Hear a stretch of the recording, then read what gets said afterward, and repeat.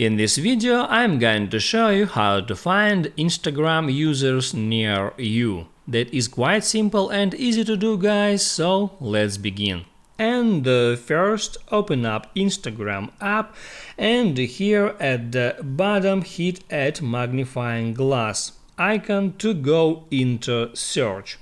Now there hit at search box and there just enter some location name. It can be a country or a city or a region. I can type it Moscow and then there hit at see all results. There I have to hit at that tab that calls places, where I can select from that list all the locations that contains Moscow.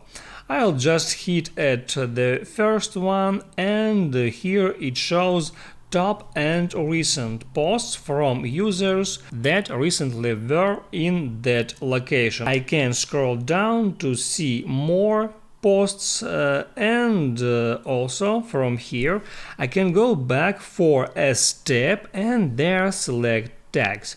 So there is another way to get people that use tags that contains our keyword.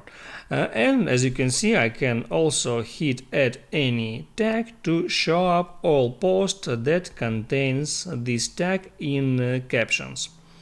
That's how it works, guys. If this video helped you out, don't forget to like and subscribe.